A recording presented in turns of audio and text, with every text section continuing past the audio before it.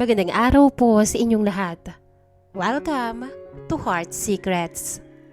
May mga tao pong naniniwala na kapag mabuting tao ka, siguradong magiging maganda din ang kapalaran mo.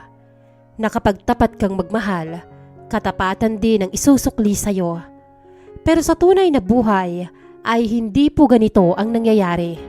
Madalas, kung sino pa ang taong mabait, marunong magtiwala at mapagmahal, sila pa itong madalas na naluloko at napagsasamantalahan. Magandang araw po sa iyo, Miss Heart. Isa po ako sa mga tahimik na tagapakinig ng channel mo. Tuwing gabi po pagkatapos ng trabaho, nakikinig ako sa mga kwento ninyo habang nagpapahinga. Madalas, iniisip ko kung paano nagagawa ng mga tao na magkagulo ang buhay nila ng ganoon. Hindi ko akalaing balang araw, magkakaroon din pala ako ng kwentong ikakahiya ko. Ako nga po pala si Denison, 26 na taong gulang. Isa po akong salesperson sa isang construction supply dito sa Cavite. Hindi man kalakihan ng sahod ko, sapat naman para matustusan ang pang-araw-araw kong pangangailangan. Hindi ako gwapo na tipong lilingunin ng lahat, pero simula pa noong college, isa lang ang ipinagmamalaki ko sa sarili ko. Kapag nagmahal ako, seryoso. Ibibigay ko ang lahat kahit ikaubos ko pa, Miss Heart. At iyon din po siguro ang pinakamalaking kahinaan ko. May girlfriend po ako noon. Ang pangalan niya ay Andrea. Halos 4 na taon din kaming naging magkasintahan. Sa loob ng 4 na taong yon, akala ko kilalang kilala ko na siya. Akala ko siya na ang babaeng makakasama ko hanggang sa pagtanda. Noong una, wala naman kaming naging problema. Simple lang ang relasyon namin. Kapag day off ko, sinusundo ko siya sa bahay nila. Kakain kami sa labas at manunood ng sine. Minsan naman, tatambay lang kami sa plaza habang nag-uusap tungkol sa mga pangarap namin. Kapag nakaipon tayo, gusto ko maliit lang ang bahay natin. Minsan niyang sabi habang umiinom kami noon ng milk tea. Bakit naman maliit lang? Para hindi ako mahirapang hanapin ka. Natatawa pa ako noon. Sabi ko pa nga, kahit mansyon pa yan, ikaw pa rin ang una kong hahanapin. Nagsimula ang lahat noong mapansin kong parang nagbago siya sa pakikitungo sa akin. Dati, halos bawat oras ay magka-chat kami. Ngayon, inaabot na ng kalahating araw bago siya mag-reply. Kapag tinatawagan ko, laging busy. Kapag ginaaya kong lumabas, marami na siyang dahilan. May overtime kami. Kasama ko ang mga pinsan ko eh. Masama ang pakiramdam ko. Naniniwala naman ako sa mga ganong palusot niya. Sabi ko sa sarili ko, baka pagod lang talaga siya. Pero habang tumatagal, mas lalo akong kinakabahan. Hanggang isang araw, sinabi ng kaibigan ko, "Pare, sigurado ka pang okay pa kayo ni Andrea?" "Bakit?" Taka kong tanong. Medyo kabado na rin ako noon dahil kakaiba na ang pakiramdam ko. May nakita kasi kong picture. Anong picture? Sa halip, inabot niya sa akin ang cellphone niya. Doon ko nakita si Andrea kasama ang isang lalaki. Magkatabi sila at parehong nakangiti. Nakahilig pa ang ulo niya sa balikat ng lalaki. Parang gumuho ang mundo ko. Hindi ko akalaing totoo ang mga kutob ko. Naisip ko lang na dapat kong sabihin sa'yo, pare. Pakiramdam ko, hindi lang sila basta magkaibigan. Hindi ko na hinintay ang iba pang sasabihin ng kaibigan ko. Tinawagan ko agad si Andrea. Pero hindi niya sinasagot. Hanggang sa sumapit ang gabi, siya na ang unang tumawag sa akin. "Ano bang problema mo? Tawag ka ng tawag para kang bata." Iritable niyang bungad. "Sino yung kasama mo?" "Saan? Ang dami kong nakakasama. Ang labo mong magtanong." "Yung kasama mo sa picture kahapon. Nag-inom kayo ng mga barkada mo. Yung lalaking kasama mo na nagpa-picture at nakasandal pa ang ulo mo sa balikat niya." Galit ko na ring sabi, "Tropa." Walang kalatoy-latoy niyang sagot. Parang bored na bored pa nga siya sa usapan namin. "Tropa?" "Oo." Bakit nakapatong ang ulo mo sa balikat niya? Natahimik siya. Ilang segundo ang lumipas pagkatapos, Denison, huwag kang praning.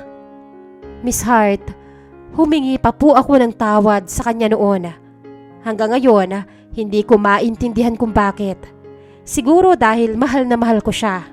Kaya pumayag akong maging ganoon katanga. O siguro, natatakot lang akong mawala siya. Kung may isang bagay akong pinagsisisihan, iyon ay ang bawat pagkakataong pinili kong magbulag-bulagan. Dahil pagkatapos ng unang beses, nasundan pa yon. May pangalawa at may pangatlo pa. Bawat pagkakataong nahuhuli ko siya, may bago siyang nagiging dahilan. Pinsan, kaklase, katrabaho o kliyente. At ang pinakamasakit, pinaniniwalaan ko pa rin. Hindi dahil naniniwala talaga ako sa kanya, Miss Hart. Kung hindi dahil ayaw kong mawala siya sa akin. Ayaw kong magising sa sarili kong pantasya na masaya pa rin ang relasyon namin. Tinatawanan na nga ako ng mga kaibigan ko. Pare, hindi ka boyfriend. Reserve ka. Sabi nila. Masakit marinig, pero mas masakit amining baka tama sila. Sa 4 na taon naming dalawa, pakiramdam ko ako lang ang totoong nagmamahal. At dumating ang araw na napagod na rin akong umiyak. Napagod na rin akong maghabol. Kaya isang gabi, tinawagan ko na siya. Andrea, tama na. Pagod na ako. Pagtatapat ko. Pero sa loob ko noon ay umaasa ako na hindi siya pumayag. Nahihingi siya ng tawad at mga ngakong hindi na niya uulitin. Ilang segundo siyang natahimik. Sige. Yun lang, Miss Hart. Walang paliwanag. Parang 4 na taon lang na basta itinapon. Akala ko pagkatapos noon, makakapagsimula na akong muli. Dahil pareho lang naman kami ng bayan, hindi rin maiwasang paminsan-minsan ay magkita kami. Minsan sa palengke, sa simbahan at kung minsan naman ay sa bahay nila kapag may okasyon. Magkakilala rin kasi ang mga pamilya namin dahil sa tagal naming naging magkasintahan. Kahit hiwalay na kami, maayos pa rin ang pakikitungo sa akin ng mga magulang niya. Ang totoo nga, mas nahihiya pa nga ako sa kanila kaysa kay Andrea mismo. Isang linggo ng hapon, inimbitahan ako ng tatay niya sa birthday ng lolo niya. Noong una tumanggi pa ako. Pakiramdam ko kasi wala na akong karapatang pumunta ron. Pero halos pilitin ako ng matanda. Pamilya na ang turing namin sa'yo. Huwag mong isipin ang nangyari sa inyo ni Andrea. Hindi naman ikaw ang dahilan kung bakit nasira ang relasyon ninyo. Kaya kahit may kaba, pumunta pa rin ako. Pagdating ko sa bahay nila, halos lahat ng kamag-anak nila ay naroon na. Ang iingay nilang lahat. May nagluluto, may nagkakantahan na sa videoke. At ilang beses kong sinubukang umiwas kay Andrea dahil ayokong maging awkward ang sitwasyon. Sa totoo lang, mas gusto kong matapos na lang ang handaan at umuwi na. Habang kumukuha ako ng soft drink sa may mesa, may narinig akong boses sa likod ko. Denison, ikaw pala yan. Paglingon ko, nakita ko ang isang babaeng matagal ko nang kilala pero bihira kong makausap. Siya si Geraldine, ang tiyahin ni Andrea. Bata pa ang itsura niya kumpara sa ina ni Andrea. 40 na ito pero napakaganda pa rin at napakakinis ng balat. Iisipin mo ngang magkaibigan lang sila dahil halos 10 taon lang ang tanda nito sa pamangkin. Magandang hapon po, Tita Geraldine. Magalang kong bate. Bakit parang ang lungkot mo? Hindi bagay sa'yo ang ganyang itsura. Napangiti na lang din ako kahit pilit. Okay lang po. Huwag mo akong lokohin. Kitang-kita sa mga mata mo.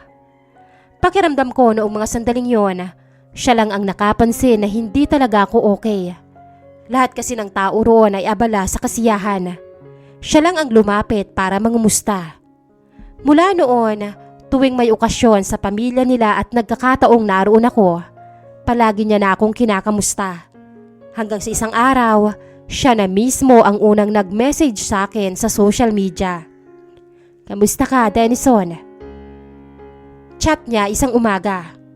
Ayos lang po tita, trabaho pa rin. Okay na ba ang puso mo? Matagal akong nakatitig sa mensahe niya bago ako sumagot. Hindi pa rin po yata. Pagkaraan ng ilang segundo, nag-reply siya. Huwag mong madaliin. May mga sugat na hindi talaga naghihilom agad. Ang gaan niyang kausap, Miss Hart. Naging komportable na rin kami sa isa't isa. Minsan nga, inaasar ko na rin siya. Pero sobrang na-appreciate ko lahat ng ginagawa niya. Hindi siya mapanghusga. Hindi rin niya ipinagtatanggol ang pamangkin niya. Nakikinig lang siya at paminsan-minsan ay nagbibigay ng payo.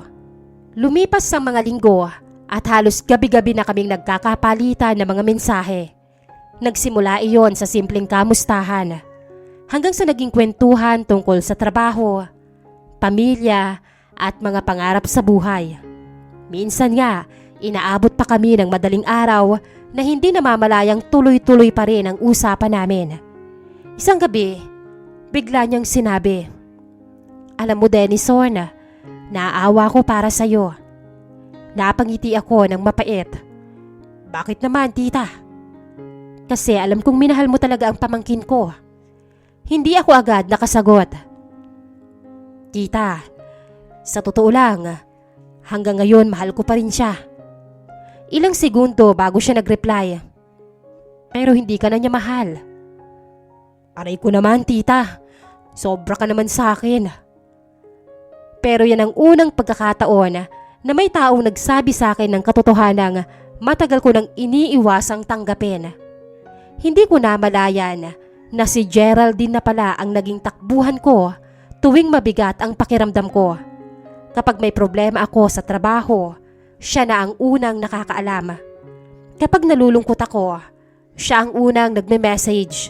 At kapag may mga gabing hindi ako makatulog dahil naiisip ko pa rin si Andrea, sapat na ang simpleng, "Okay ka lang ba?" mula sa kanya para gumaan ang pakiramdam ko. Hindi ko alam noon na ang simpleng pagkakaibigang yon ang unti-unting magdadala sa amin sa isang relasyong pipilitin naming itago. Doon ko rin nalaman na matagal na pala silang hiwalay ng asawa niya. Hindi man sila legal na hiwalay, ilang taon na rin silang hindi nagsasama. May sarili ng pamilya ang dating asawa niya at siya naman ay mag-isang namumuhay sa maliit niyang bahay na ilang kanto lang ang layo mula sa subdivision nila Andrea. Isang Sabado ng hapon, habang nasa trabaho ako, bigla siyang nag-message. "Denison, libre ka ba ngayon?" "Bakit po, tita?" "May ipapakisuyo sana ako. Ang bigat kasi ng mga pinamili ko sa grocery. Wala akong mapakisuyuan." Hindi na ako nagdalawang isip pa. Dumiretso ako sa grocery store na sinasabi niya. Pagkadating ko roon, nakita ko siyang nakatayo sa labas habang hinihintay ako. Napansin ko nga, nahihirapan nga siyang bitbitin ang 4 na malalaking eco bag. "Naku tita, bakit hindi na lang kayo nagpa-deliver? Ang bibigat nito." Napangiti siya. Ewan ko ba? Sanay na kasi kung gumagawa ng lahat. Kinuha ko ang mga bitbit niya at isinakay sa tricycle. Pagdating namin sa bahay niya, tinulungan ko siyang ipasok ang mga pinamili niya. Simple lang ang bahay niya. Malinis, tahimik at napakabango. Pero halatang siya lang talaga ang nakatira. "Wala ka bang ibang lakad?" tanong niya. "Wala naman po. Sakto, may niluto ko diyang pansit kanina. Kumain ka muna." Mula noon, naging mas madalas na akong dumadaan sa bahay niya. Minsan, pag may ipaparepair siya, pag may ipapabuhat na bibibigat, at minsan ay simpleng pagkakapilang pagkatapos ng trabaho. Unti-unti, Miss Hart, naging bahagi na siya ng routine ko. Hanggang sa sobrang lapit namin sa isa't isa, ay nagkaroon na kami ng isang lihim na ugnayan. Isang araw, habang magkatabi kami sa kama, pagkatapos ng may maganap sa amin, bahagya niya pang hinahaplos-haplos ang dibdib ko nang biglang tumawag si Andrea. Halos 2 buwan na kaming walang usapan noon. "Hello, Denison?" Banayad ang boses niya. "Pwede ba tayong magkita?" Napapikit ako. "Bakit?" "May sasabihin lang ako." Hindi ko alam kung anong pumasok sa isip ko noon, Miss Hart, pero pumayag ako sa gusto niya. Nagsabi ako kay Geraldine na makikipagkita ako sa kanya at pumayag naman ito. Kinabukasan, nagkita kami sa dati naming paboritong coffee shop. Pag-upo pa lang niya sa harap ko, napansin kong namumugto ang mga mata niya. Tennyson, mahal mo pa ba ako? Direkta niyang tanong. Hindi ako agad nakasagot. Sa totoo lang, oo pa rin ang isasagot ko sa mga tanong niya, Miss Hart. Pero hindi na katulad ng dati. May nagbago na sa puso ko. At hindi pa niya alam na ang taong unti-unting nagpapabalik ng ngiti ko ay ang sarili niyang tita Geraldine. Pero kahit na ganon, Miss Hart, pumayag pa rin akong magkabalikan kami ulit ni Andrea. Unti-unti pong naging normal sa akin ang ganoong setup. Tuwing may lakad si Andrea kasama ang mga kaibigan niya o kaya naman ay may overtime raw sa trabaho, naroon ako kay Tita Geraldine. At syempre, hindi lang yon basta usap. Palagian naming napagbibigyan ng isa't isa. Sa una, nagdadalawang isip pa ako. Pakiramdam ko kasi ay mali ang bawat hakbang na ginagawa ko. Pero wala namang label ang kung ano bang meron kami ni Tita Geraldine. Kapag nagtatanong si Andrea kung saan ako galing, nagsisinungaling na lang ako. Kasama ko lang si Carlo. O kaya, naglaro kami ng basketball. Miss Hart, para bang I'm giving her a taste of her own medicine. Hindi ko alam kung bakit ang dali ko nang magsinungaling sa kanya. Siguro dahil sa isip ko, siya nga ay ilang beses na akong niloko. Ano ba naman itong kitain ko rin ang tita niya? Isang Sabado ng tanghali, dumaan ako sa bahay ni Tita Geraldine. Nagluto siya ng paborito kong adobo at habang kumakain kami, nagtatawanan lang kami sa kwento tungkol sa trabaho. Pagkatapos ay lumipat kami sa sala at nanood ng pelikula. Tahimik lang ang paligid. Maya-maya ay napahilig siya sa balikat ko. Ang tahimik dito kapag ikaw lang mag-isa. Sabi ko, sanay na ako, Denison. Mahina niyang sagot. Pero aminado akong mas masaya kapag may kasama. Ngumiti lang ako at hinawakan ang kamay niya. Ilang sandali pa ay bigla kaming nagulat nang may malakas na kumatok sa gate. Tita, nandyan ka ba? Nanlaki ang mga mata namin nang marinig ang boses ni Andrea. Si Andrea. Bulong ni Geraldine habang namumutla. Parang tumigil din ang tibok ng dibdib ko. Muli itong kumatok. Tita, papasok na ako. Mabilis akong tumayo. Anong gagawin natin? Sandali, kinakabang sabi niya pa. Doon ka muna sa likod. Huwag ka munang lalabas. Halos itulak niya ako papunta sa kusina at sa likod ng bahay. Mula roon ay tanaw ko ang sala, pero hindi nila ako makikita. Narinig kong binuksan ni Geraldine ang pinto. Oh, Andrea, ikaw pala. Bakit ang tagal mong magbukas, tita? Ang init sa labas. Nasa banyo kasi ako. Napansin kong pumasok si Andrea sa loob ng bahay. Pwede bang makiinom ng tubig? Grabe talaga, sobrang init. Lalong bumilis ang tibok ng puso ko. Naririnig ko ang bawat yabag niya habang papalapit sa kusina. Pakiramdam ko, kahit ang paghinga ko ay maririnig niya. Ngunit agad siyang pinigilan ni tita. Dito ka na lang, ako na ang kukuha. Sige, salamat tita. Pinasasabi kasi ni Papa na may meeting daw kayo tungkol sa lupa. Sa isang araw daw yun, dumaan ka raw muna sa bahay.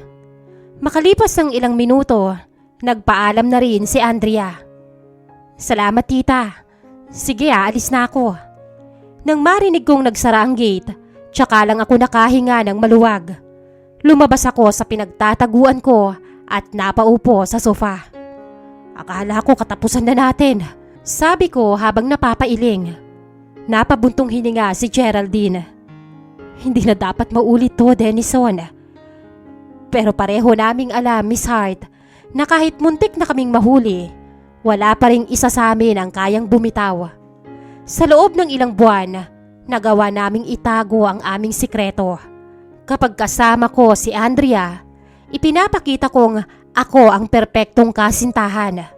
Ngunit kapag nagkakaroon ng pagkakataon, palihim naman akong nakikipagkita kay Tita Geraldine. Pareho naming alam na mali ang aming ginagawa, Miss Hart. Ngunit pareho rin kaming nahihirapan na putulin ang ipinagbabawal naming ugnayan.